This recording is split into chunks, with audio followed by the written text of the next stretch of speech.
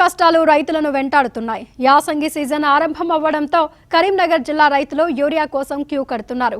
వీర్నపల్లిలో చిగురు మామిడి సహకార సంఘాల వద్దకు చేరుకొని అన్నదాతలు యూరియా కోసం పడిగాపులు కాశారు. యూరియా కష్టాలపై మరింత సమాచారం మా ప్రతినిధి విజేందర్ రెడ్డి అందిస్తారు.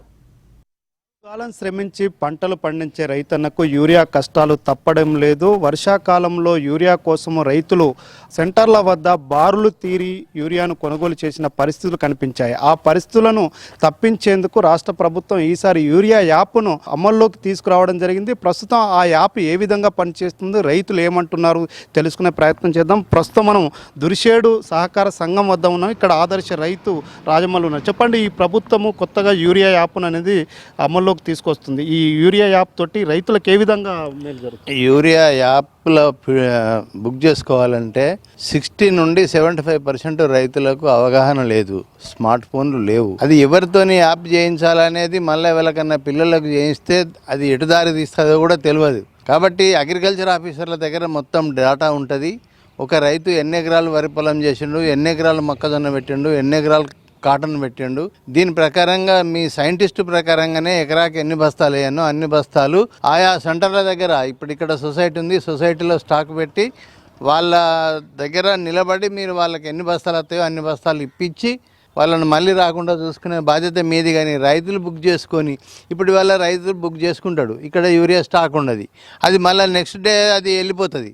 మళ్ళీ బుక్ చేయాలంటే మళ్ళీ ఓటీపీ కావాలి, మళ్ళీ దానికి ఒక అరగంట టైం పడుతుంది. దీనికి ఇప్పుడు లైన్లు కూడా బాగా బిజీ వస్తున్నాయి. ఇవన్నీ దృష్టిలో పెట్టుకొని ప్రభుత్వం వాళ్ళు రైతులకు నేరుగా యూరియా ఈ యొక్క సెంటర్ల ద్వారానే సప్లై చేస్తే బాగుంటుంది అనేది నా యొక్క ఆలోచన. చూస్తున్నా ఇంకా మరో రైతు ఉన్నారు. చెప్పండి, ఈరోజు మీరు చిగురు మామిడిలో చూశారు, భారీగా రైతులు వచ్చి యూరియా కొనుగోలు చేసే పరిస్థితి. అంటే ఎట్లా చూస్తున్నారు ఒక రైతుగా మీరు ఏం చెప్పగలరు? ఇప్పుడు మా ఫోన్లో చూడండి, ఆల్రెడీ మేము యాప్ డౌన్లోడ్ చేసినాం. అంటే యాక్సెస్ అవుతుంది అసలు? ఇది యాప్ డౌన్లోడ్ చేసిన తర్వాత యాక్సెస్ కావట్లేదు కంప్లీట్గా. అంటే ఓటీపీ దాకా తీసుకున్నది, మన పట్టా పాస్బుక్ నెంబర్ కొట్టగానే అక్కడనే ఆగిపోయింది.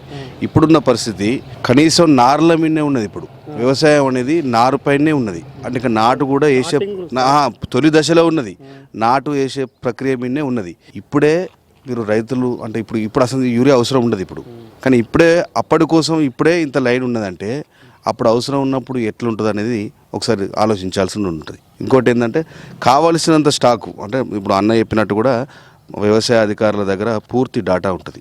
ఒక రైతుకు ఎంత వ్యవసాయం ఉన్నది, ఎంత పండిస్తున్నాడు, ఏం పండిస్తున్నాడు, నాటేస్తే ఎన్ని పడతాయి, మన మొక్కజొన్న ఎన్ని పడతాయి అని పూర్తి అవగాహనతో ఉన్న వ్యవసాయ అధికారులు ఉన్నారు మన దగ్గర.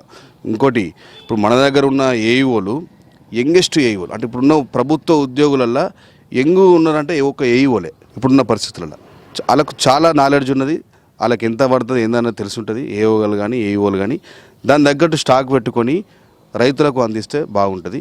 మేము కోరుకునేది మనకు కావాల్సిన పంట, మనం ఉన్న భూమిని పండించుకునేది దానికి కోరుకుంటాం. ఇలా రాజకీయం కోసం కాదు. కానీ విషయం ఏంటంటే మనకు పంటకు తగ్గట్టు మన దగ్గర విత్తనాలు ఉంటే బాగుంటుంది. ఎరువులు ఉండాలి, ఎరువులు ఉంటేనే మంచిగా ఉంటుంది. చూస్తున్నా అంటే ప్రభుత్వము ప్రయోగాత్మకంగా రైతులకు ఈ యూరియా కష్టాలను తప్పించేందుకు యాప్ను తీసుకొచ్చినప్పటికీ ఆ యాప్లో ఉన్న కొన్ని లోపాల వల్ల ఇప్పుడు ప్రస్తుతం యాప్ కూడా పనిచేయని పరిస్థితి కనిపిస్తుంది. అయితే అధికారులు మాత్రము సీజన్ ఆరంభంలోనే ఈ పరిస్థితి ఉంటే రేపు నాట్లు వేసిన తర్వాత యూరియా అవసరం ఉన్న సమయంలో దొరకనుకుంటే ఎలాంటి పరిస్థితి ఉంటుందనేది రైతన్నలు ఆవేదనతోటి ఆందోళన చెందుతున్న పరిస్థితులు కనిపిస్తున్నాయి. కాబట్టి ప్రభుత్వం వెంటనే రైతులకు కావలసినంత యూరియాను అందుబాటులో పెట్టి ఈ యాప్ అదేవిధంగా క్యూలు లేకుండా రైతులకు ఎంత పంట వేశారు దానికి అనుగుణంగా యూరియా ఇస్తే బాగుంటుందనేది రైతన్నలు కోరుకోవడం జరుగుతుంది. వీడితో అజిమ్తో కరెస్పాండెంట్ విజేందర్ రెడ్డి, టీవీ5 కరీంనగర్.